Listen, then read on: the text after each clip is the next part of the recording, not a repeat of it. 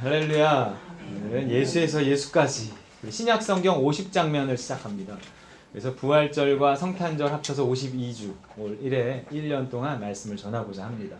그 첫 번째가 이제 마태복음 1장 1절에서 16절 예수님의 족보 이야기. 여러분, 새해 소망이 무엇입니까? 새해 첫 주일인데 사실 뭐 새해라고 해도 뭐 특별할 거는 없죠. 우리의 바람은 다 이렇게 비슷비슷합니다. 가족 건강하고, 직장 잘 다니고, 뭐 사업 잘 되고, 그냥 무탈하면 되는 거죠. 그 취업 포털 인크루트에서 1270명을 대상으로 12월 달에 조사한 새해 소원 사자성어라는 게 있더라고요. 그것만 봐도 사람들의 소원은 거기에서 거기라는 것을 알 수 있어요. 우리 직장인들은 무사무려 이거예요. 이게 아무 걱정 없이 살기 바란다 이런 뜻이래요. 구직자들은 소원 성취, 원하던 바를 이루는 거죠. 취업되는 거죠. 자영업자들은 마고소양, 바라던 일이 뜻대로 잘됨. 다 비슷비슷합니다. 자, 그럼 우리의 소망도 그냥 이렇게 비슷비슷하면 되는 걸까요? 여러분, 그 일제시대의 독립투사들의 소망은 무엇이었을까요? 그들의 소망도 뭐 이렇게 비슷비슷했을까요? 그러지 않았을 것 같아요. 여러분 잘 아는, 그렇죠, 김구 선생님의 나의 소원이라는 글 아시잖아요. 내 소원이 무엇이냐 하고 하나님이 내게 물으시면 나는 서슴지 않고 내 소원은 대한 독립이요 하고 대답할 것이다. 그 다음 소원은 무엇이냐 하면 나는 또 우리나라의 독립이요 할 것이다. 또 그 다음 소원이 무엇이냐 하는 세 번째 물음에도 나는 더욱 소리를 높여 나의 소원은 우리나라 대한의 완전한 자주 독립이요 하고 대답할 것이다. 여러분, 이 독립투사들의 소원이 달랐다면 우리 그리스도인들의 소원도 달라야 하는 거 아닐까요? 그리스도인이잖아요. 그러니까 다른 걸 추구하고 다른 방향을 보고 다른 믿음을 갖고 산단 말이에요. 달라야 하는 거예요. 여러분, 소원은 무엇입니까? 좀 그럴듯한 것 좀 한번 말해보세요. 뭐가 있을까요? 이렇게 하니까 부담되죠. 뭘 얘기해야 되지? 세계 평화요. 뭐 이런. 그럴 수 있어요. 세계 평화. 뭐 아프리카 선교요. 좋습니다. 여기도 이제 아프리카 선교하는 그 NGO 단체인데, 교회 부흥이요. 뭐 하나님 나라 확장이요. 다 괜찮습니다. 좋습니다. 근데 이 잠언에 보면 그 아굴이라는 사람의 기도가 나와요. 이 기도를 보면 그 사람의 소원이 뭔지가 나오거든요. 이 사람이 잠언에 있어요. 한번 보겠습니다. 시작. 내가 두 가지 일을 주께 구하였사오니 내가 죽기 전에 내게 거절하지 마시옵소서. 곧 헛된 것과 거짓말을 내게서 멀리하옵시며 나를 가난하게도 마옵시고 부하게도 마옵시고 오직 필요한 양식으로 나를 먹이시옵소서. 이거 꿈이 너무 소박한 거 아니에요? 그렇잖아요. 아니에요. 여러분, 이 꿈만큼 지혜로운 소원이 없기에 지혜서인 잠언에 이게 들어있는 겁니다. 이게 왜 그렇게 지혜로운 기도고 대단한 기도일까요? 내가 보기엔 그냥 별 볼 일 없는 기도 같은데, 무슨 사람이 야망이 없어 뭐 이런 거잖아요. 그죠? 뭐야 이게? 그런 거 같은데. 첫 번째로 뭘 구했냐면 이제 헛된 것과 거짓말을 내게서 멀리 하옵시며. 이건 뭐에 대한 기도냐면 죄에 대한 기도입니다. 죄에 대해서. 죄에 대해 기도하는 거예요. 하나님, 죄를 나에게서 멀리하여 주십시오. 그런 거예요. 두 번째 기도는 뭐냐면 나를 가난하게도 마옵시고 부하게도 마옵시고 오직 필요한 양식으로 나를 먹이시옵소서. 이거는 욕심에 대해서 기도하는 거예요. 하나님, 나의 욕심의 문제를 해결해 주십시오. 즉 하나님, 나로 하여금 죄와 욕심에서 자유롭게 해 주십시오 하는 기도의 구약판이에요. 구약판 기도입니다. 독립투사들이 일제 치하에서 자유롭기를 바랬다면 우리 그리스도인들은 죄와 욕심으로부터 자유롭기를 바라야 한다는 거죠. 나의 소원 뭐 이러면서 내 소원이 뭐냐고 물으시면 하나님, 올해도 나로 하여금 죄와 욕심에서 벗어나게 해주십시오. 이래야 한다는, 이 지혜로운 기도라는 거예요. 죄와 욕심에서 자유로워질 때 그 아까 말한 사자성어 세 가지 소원도 다 이루어지는 거예요. 첫 번째 뭐라 그랬어요? 무사무려. 여러분 아무 걱정 없이 살 수 있어요. 예. 이게 그 죄와 욕심에서 벗어나면 아무 걱정 없이 살 수 있습니다. 또 죄와 욕심에서 벗어나잖아요. 그러면 원함 자체가 세상과 달라요. 원하는 것이 달라요. 그리고 쳐다보는 방향이 달라요. 세상을 향해 있으면서 내가 무엇을 달라고 하면 하나님 잘 안 줘요. 하나님을 향해 있고 하나님 나라를 향해서 기도의 내용과 구하는 것 자체가 달라질 때 하나님은 그의 소원을 100% 응답해 주십니다. 여러분 우리가 돈 달라고 하는 건 잘 이루어지지 않아요. 여러분 기도해 보셨잖아요? 그렇게 하나님 짠돌이 하나님 짠돌이 돈 달라고 하는데 왜 이렇게 안 주시는지 몰라요. 평생 기도해도 그 기도 제대로 응답받고 가는 사람은 거의 잘 없습니다. 특히 요즘엔 더 없어요. 하지만 대부분 우리가 돈을 구할 때 돈이 문제가 되니까 구하는 거잖아요. 돈 문제는 돈의 문제라기보다 이 시대는요, 특히 욕망의 문제입니다. 욕망의 문제. TV만 틀면 시달리는 그 욕망의 문제입니다. 그러니 돈을 달라고 하기보다는 욕망을 줄여서 지출이 적어지게 해달라고 기도하는 것이 훨씬 더 잘 응답받게 된다는 거예요. 여러분 우리가 자꾸 이렇게 돈을 바라고 돈을 하나님께 구하는 이유는 뭔가 지금에 만족하지 못하기 때문에 기도하는 거란 말이에요. 그것도 내 힘으로 해결할 수 없으니까 하나님한테 달라 그러는 거란 말이에요. 그러나 하나님이 기대하시는 기도는 뭐냐면 네가 지금 뭐 벌거벗고 있는 것도 아니고 밥을 못 먹는 것도 아니고 내가 일용할 양식을 너에게 준다고 분명히 약속을 했잖느냐.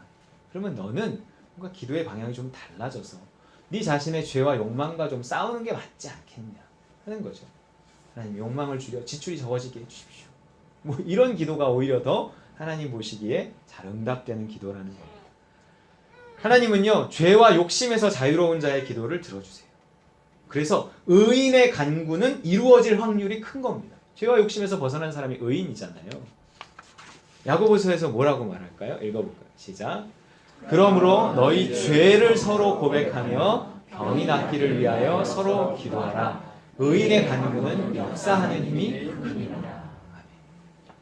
우리가 자꾸 욕심이 있고 욕심이 채워지지 않으니까 그 욕심을 채우기 위해 너무 과로하고 관념하고 뭐 과식하고 이러는 중에 걸리는 병들도 많거든요. 그렇지 않은 것도 많지만 대부분 현대인의 병들은 현대병, 스트레스에 의한 병이라 그래요.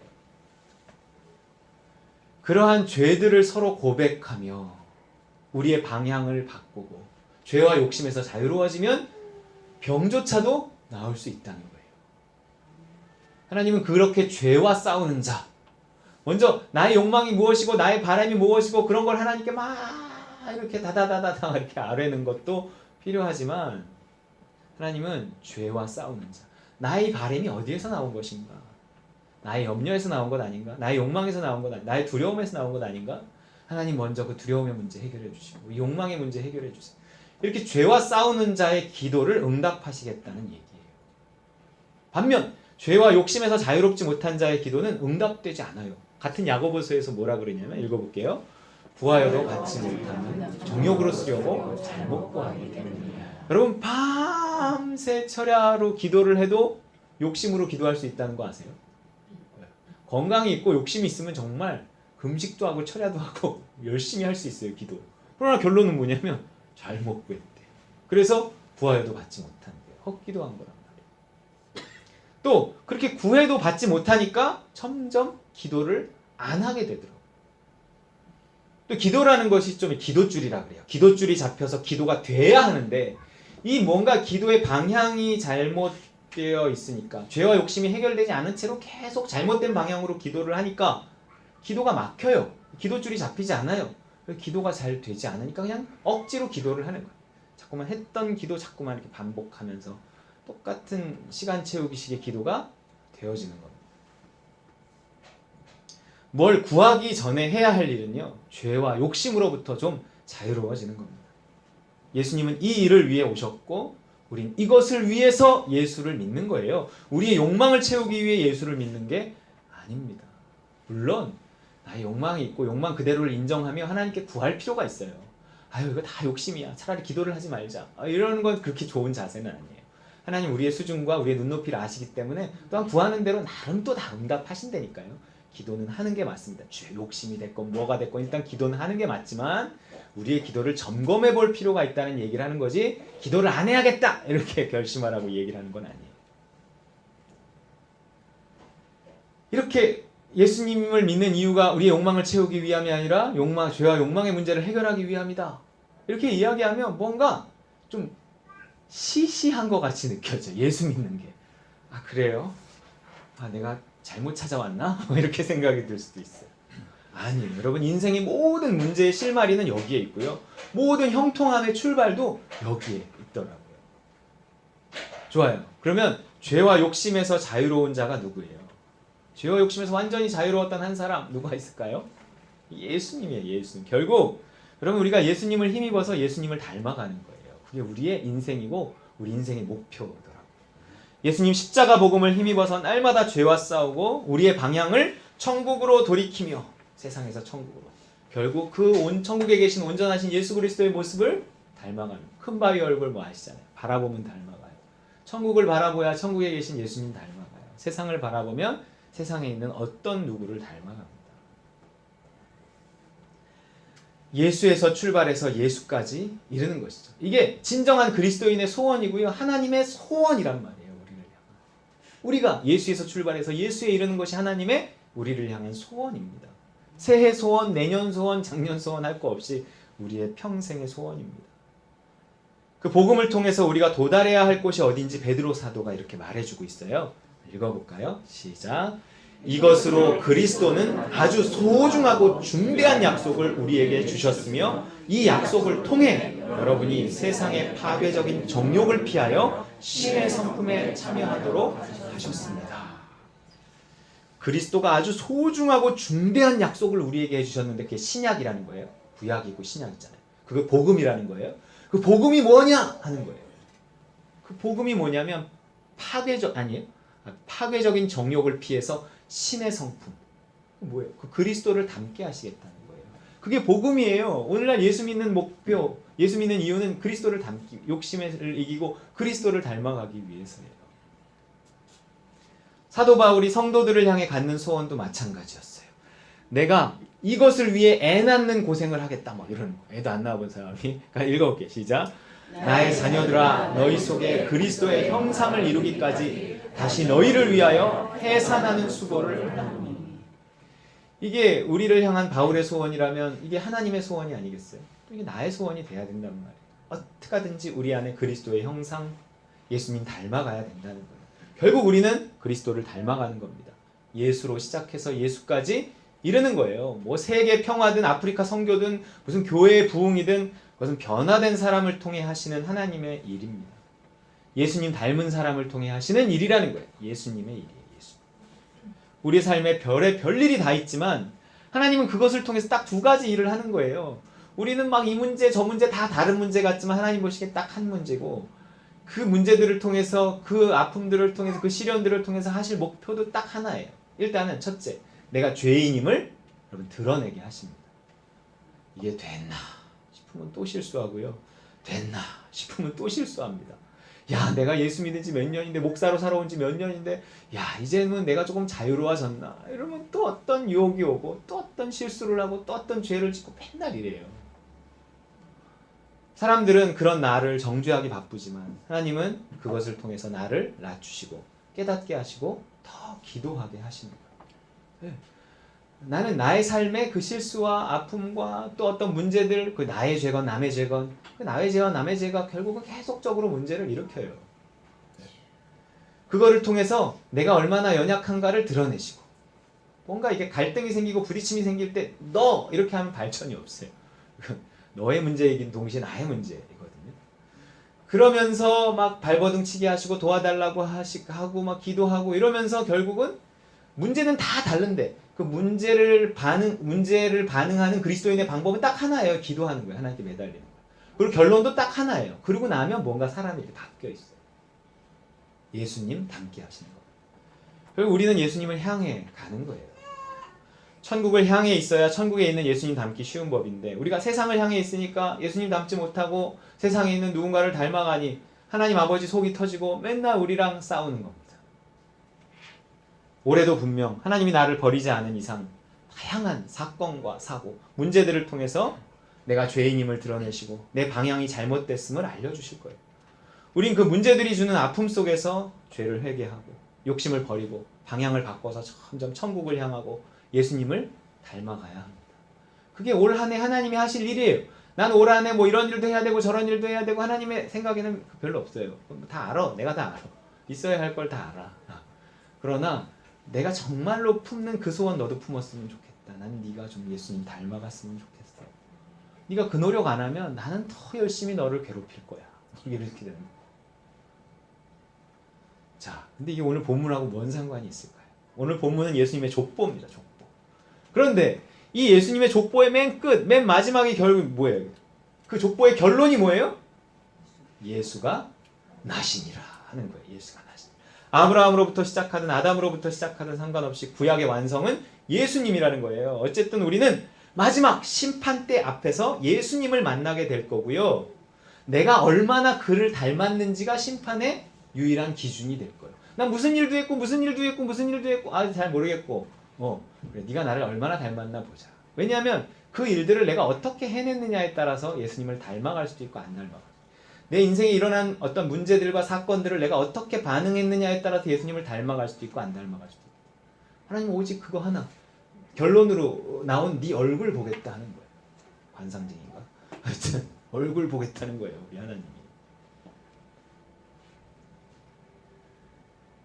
그 두꺼운 구약 성경의 결론이 신약의 예수입니다. 예수님이 나에게서 태어나는 것, 내가 예수님을 닮아간다는 것은 결코 쉬운 일이 아니에요. 내가 얼마나 예수님 닮았나, 왜냐하면 천국은 예수님만 들어가거든요. 내가 얼마나 예수님을 닮았느냐에 따라서 천국의 저 중심부에 들 수도 있고, 넌 좀 안 닮은 것 같은데 입구에 그냥 있어라 뭐 이럴 수도 있고 이래요. 내 예수님을 닮아간다는 건 정말 힘든 일이에요. 이걸 성탄절 설교에서도 말했어요. 예수님이 태어난다는 것, 이것은 아주 어려운 일이었다는 거예요. 근데 그 족보를 봐도 알 수 있어요. 예수님의 족보를 보면 이 족보에 나온 사람들 중 어느 하나 평탄한 인생을 산 사람이 없었습니다. 다 조사는 안 했지만. 하지만 결론이 예수이기 때문에 그들의 삶이 어찌됐든 위대해 보이는 거란 말이에요. 여러분, 내 삶의 고난의 의미를 어디에서 찾을 건가 하는 거예요. 올해도 이 일 저 일 있을 건데 결국 그 고난 속에서 나를 낮추고 예수님을 닮게 하는 것. 그게 고난의 의미입니다. 결론은 예수예요. 우리는 다 다른 문제 갖고 왜 나만 이런 문제를, 왜 내 인생에 이런 태클이 막 이러지만 왜 저런 사람이 내 주변에, 내 이웃에, 내 앞에. 아니에요. 하나님 결론은 예수예요. 내가 그것들을 통해 하나님 다 아시거든요. 내가 어쨌든 씨름하고 어쨌든 발버둥치며 내가 예수님을 조금이라도 닮아갈 수 있으면 하나님은 정말 잘한 거다. 이렇게 얘기하신다. 어떤 때는요, 정말 이해할 수 없는, 해결되지 않을 것 같은 일들이 인생에서 일어나기도 해요. 그 이해할 수 없는 일들의 결론도 결국은 우리 예수님 닮게 하는 거예요. 내 인생이 얼마나 편안했나, 형통했나, 얼마나 높은 자리에 올라갔나 하나님과 하나도 안 물어보신다니까요. 안궁. 우리 하림이 예성이 맨날 안 물어봐. 안 궁금해. 네가 얼마나 예수를 닮았나 그것만 보자. 예수님의 족보 속 여자들의 이야기 속에서 특히 그것을 느낄 수 있어요. 결론은 예수인데 예수가 나기까지는 죄와 욕심을 이겨가고 예수님을 닮아가는 그 과정이 있는데 그것이 아주 깔끔하고 깨끗하지 않아요. 내가 뭐 성경책 많이 보면 예수님 닮아갈 것 같지만 도움은 되지만 꼭 그렇지가 않아요. 내 인생 전체를 놓고 하나님의 어떤 계획이 있어요. 내 죄악된 성품들을 이렇게 고쳐가고 바꿔가는 그 계획들, 있어야 할 일들이 다 또 올해도 있어야 할 일들이 어차피 있어요. 내가 아무리 정말 두렵고 떨림으로 오늘도 무사히 이래도요, 또 있어야 할 일들이 날마다 일어나요. 그 일들이 이해할 수 없는 일들이고 나는 정말 죄를 안 짓고 싶은데 그 죄와 관련된 일들이 또 내가 휘말리게 되고 또 내 자식한테서 일어나고 뭐 별일들이 내 인생에 다 있다고요. 근데 그 인생의 많은 일들의 결론이 뭐냐? 예수가 나시니라. 우리가 예수님 닮아가는 거예요. 여기 한번 볼까요? 유다는 다말에게서 베레스와 세라를 낳고 그랬어요. 이 유다와 다말은 시아버지와 며느리의 관계였어요. 예수님의 족보에 나온 여자가 4명이 나오는데 그 중에 하나가 첫 번째가 다말이에요. 이 다말은 며느리예요. 다말이 남편이 죽고요. 자식이 없자 이게 창녀로 변장해갖고 시아버지를 유혹해서 자식을 낳아요. 예수님은 그들의 자손이었습니다. 누가 자기 족보에 있어도 빼고 싶지 굳이 안 넣어도 될 걸 왜 넣는 거예요? 예수는 그렇게 깔끔하게 태어나지 않는다는 거예요. 우리의 인생이 정말 죄도 없고 고난도 없고 뭐 아픔도 없고 깔끔하게, 그리고 천국도 싹 상급도 싹, 절대 그런 일은 없다는 거예요. 별일이 다 있다는 겁니다. 그렇게 하라는 건 물론 아니에요. 하지만 죄악된 세상에서 죄와 욕심의 문제를 다 해결하지 못한 채 살아가는 삶에는 별일이 다 있다는 겁니다. 일단 받아들이라는 거예요. 내가 죄를 졌건 남이 죄를 졌건 그 죄 때문에 내 식구가 졌건, 그래서 우리가 어떤 고통 속에 있건 하나님 다 아시고 하나님 계산 속에 이미 다 있으니까 일단 참고 가보자. 기도하면서 가보자. 이렇게 가야 돼요. 가야 돼. 그 다음 나오는 여인의 이름은 라합이에요. 살몬은 라합에게서 보아스를 낳고 그랬어요. 라합이 누구예요? 여호수아가 여리고성을 점령할 때 정탐꾼들을 도와서 이렇게 피신시킨 창녀였습니다. 직업 여성이었어요. 여리고성 큰 성의 직업 여성이었어요. 이 정복 후에 이 직업 여성과 결혼한 어떤 남자와 제 자손이 이제 예수님의 선조가 되는 건데, 참 그 남자도 대단하고, 예수님의 족보에 이런 여인의 이름이 올라가 있다는 것도 대단하고 그렇습니다. 여러분, 우리는요 뭔가 깨끗하고 깔끔하게 내가 변화되고 천국 갈 것 같지만 전혀 그렇지 않아요. 생각지 못한 지저분한 과정을 통해서 내가 변화된다는 얘기를 하는 거예요. 내 인생의 결론이 예수가 되기까지, 내가 예수님 닮기까지 내가 생각하는 일들하고 상관없는 일들이 막 일어나요. 그러나 그거에 너무 놀라지 말자라는 거죠. 하나님은 그것마저도 선용하신다는 거예요. 필요한 일이에요. 이 세상을 살면서 어차피 이상한 일들이 계속 일어나요. 그 다음에 룻이라는 여자가 나옵니다. 보아스는 룻에게서 오벳을 낳고, 이방 여인이었던 룻은요 아버지 뻘 되는 보아스와 결혼했습니다. 그럴 수 있죠. 하지만 그 과정에서 어떤 일이 있었는지 아세요? 룻이 보아스와 결혼하기 위해서 밀밭에 자고 있는 보아스하고 동침하려고 했어요. 시어머니하고 짜고 한밤중에 밀추수 때가 돼서 그가 밀밭에 자고 있는데 그 발치에 몰래 누워요. 그리고 나를 거두소서 막 이런단 말이에요. 우리의 상상이 잘 되지 않는, 이해할 수 없는 일이에요. 무슨 윤리나 도덕이나 이 잣대에도 잘 맞지 않아요. 그냥 성경에 있는 여러 이야기 중에 하나가 아니라 예수님 족보에 나오는 여인의 이야기라니까요. 왜요? 왜? 우리는 무슨 친일파, 우리 족보에 친일파 한 사람만 껴있어도 그게 불편해서 빼버리고 족보를 감추고 싶고 내 인생이 꼬일 것 같고 막 이러는데 왜 마태는 막 자꾸 이렇게 집어넣냐고요. 보여주려고. 예수님은 우리가 생각하듯이 그렇게, 우리의 변화라는 것은 그렇게 생각하듯이 그렇게 되지 않는다는 거예요. 별일이 다 있어. 내 인생에 예수님이 태어나려면 별일이 다 있는 겁니다. 그 일들을 그냥 나쁜 일이라고만 판단하지 말고 좀 기다려보자고요. 그냥 실패, 막 떠올리기도 싫은 일이라고만 생각하지 말고 포기하지 않는 한 결국 이 실패를 통해서도 하나님은 나와 우리 가정을 구원하실 것이다. 그 속에서 바라보는 수, 인내하고 바라보는 수밖에 없어요. 소망해야 합니다. 오늘의 하이라이트, 다윗은 우리아의 아내에게서 솔로몬을 낳고 그랬어요. 예수님을 아브라함과 다윗 자손으로 소개하면서 다윗의 치부를 드러내는 거예요. 밧세바라는 이름이 있었는데도 굳이 우리아의 아내 이렇게 표현해요. 왜일까요? 다윗이, 우리아가 누구냐면 다윗의 충신이었어요. 전쟁터에 나가 있었는데 그 아내를, 그를 죽이고 그 아내인 밧세바를 다윗이 차지해 버립니다. 이 밧세바는 더 이상해요. 아무리 왕의 명령이지만 어쩔 수 없는 척, 내가 보기에. 며칠도 안 지났는데 자기 남편 죽은지가, 왜 죽은지도 다 알면서 자기 남편 죽인 남자의 아내가 됩니다. 헐. 이게 웬 성경이에요? 이게 무슨 성경이고 예수님의 족보에 말도 안 되죠. 근데 우리 인생이 이래요. 여러분 돌아보세요. 별일 다 있었어요. 별일 다 있었어요. 그게 꼭 내가 뭐 부족해서만 그런 게 아니에요. 부족하기 때문에 그런 일이 생긴 거지만, 죄악된 세상에서 살기 때문에 그런 일이 생긴 거지만 하나님은 어느 것 하나 모르지 않으신다는 거예요. 그리고 그 일들을 다 이렇게 합해서 예수님 닮게 하는 일을 하고 계시다. 나를 무슨 높은 자리에 올리고 무슨 큰 교회를 하게 하고 무슨 여러분을 큰 부자가 되게 하고 거기로 끌고 가는 게 아니라 예수님 닮게 하는 그곳으로 끌고 가는 거예요. FM이 아니면 FM대로 안 됩니다. 깨끗, 거룩, 성결 쉽지 않아요. 그냥 그게 인생이려니 하면서 받아들여야 합니다. 남의 실수도 마찬가지고 나의 실수도 마찬가지. 결국 이게 예수님의 족보 이야기라면 우리의 실수까지도 재생해내신다는 거죠. 흠이 있다고 포기하지 말라는 겁니다. 뭐 일부러 흠을 낼 필요는 없어요, 인생에. 하지만 살다 보면 흠도 나요. 흠이 날 때 그것이 나의 흠이든 남의 흠이든 좀 품고 갈 필요가 있다는 거예요. 어차피 하나님 그것을 통해서 일하실 것이라는 걸 믿고 또 품으려고 막 애를 쓸 때 사랑이 필요하거든요. 또 하나님께 구해야 된단 말이에요. 그 과정에서 사람이 이렇게 바뀌어요. 어떤 건 정말 시간을 되돌리고 싶고 평생 후회되는 일이지만 그런 일일수록 하나님은요 오히려 그것을 통해서 나를 많이 낮추시고요. 또 그거를 통해서 죄와 다시 싸우게 하시고요. 왜냐하면 다시는 그런 죄를 짓고 싶지 않거든요. 그러면서 예수님을 닮게 하신다는 거예요. 고난당한 것이 내게 유익이라 이로써 내가 주의 율례를 배우게 되었나이다 하는 다윗의 고백도 있단 말이에요. 그래서 결국은 우리로 하여금 예수님 닮아 천국에 이르게 하시는 일을 하고 계시는 겁니다. 뭐 고고한 척 할 필요도 없어요. 목표는 고고해야 하지만 현실은 지저분하다는 걸 받아들여야 돼요. 그렇게 깔끔하지 않습니다. 때로는 대충 살고 대충 받아들여야 돼요. 완벽주의적인 성격이 나를 괴롭힙니다. 가만 보니 뭔가 완벽하려고 한 것이 내 신앙인 줄 알았더니 어느 날 보니까 내 성격이더라고요. 오히려 신앙은 퀸의 노래 가사처럼 요즘 유행하니까 그냥 넣어봤어요. 그냥 살아가는 겁니다. 보헤미안 랩소디의 이 가사예요. Carry on, carry on, as if nothing really matters. 그러면 계속 살아가요. 계속.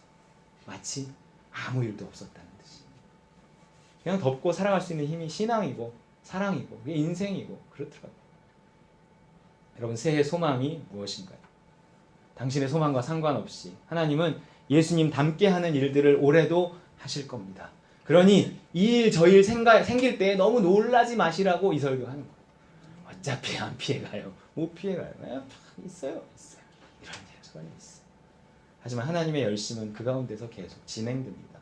죄와 욕심에서 벗어나 예수님 닮게 하시는 주체가 또 내가 아니에요. 예수님 닮아야지. 죄와 욕심을 벗어나야지. 이 결심을 하는 순간 결심이 욕심이에요. 또 아니에요. 날마다 그냥 십자가 붙들고 내 삶에서 일어나는 일들을 받아들이고 씨름하고 때론 용서하고 때론 용서를 구하고 그냥 사는 거예요. 하나님 일생을 거쳐서 그냥 하나님이 하시는 일입니다. 그냥 하루하루 살아가면서 때론 나와 남의 실수와 실패를 용납하고 carry on, carry on 그냥 가는 거예요. 천국, 예수님을 닮아감 이것이 인생의 목표고 인생의 결론이고 우리가 가야 할 길이라는 것을 우리가 좀 잘 기억하고 올 한 해 여러 소망이 있겠지만 그러나 이 궁극적인 소망을 다시 한번 놓치지 말고 하나님 나의 소원은 오늘도 예수님 닮아가는 겁니다. 죄와 욕심에서 자유롭게 하시고 예수 십자가 붙들고 오늘도 죄와 욕심과 싸우고 정말 믿음을 따라 이 하루를 살게 하옵소서. 하나님 나라에 속한 하루가 되게 하옵소서. 그냥 그 하루하루가 쌓이면서 나는 조금씩 변화되는 거예요. 그렇게 변화돼서 넉넉히 하나님 나라에 들어가는 우리 다른 관우림 식구들 다 되시기를 주님의 이름으로 축원드립니다.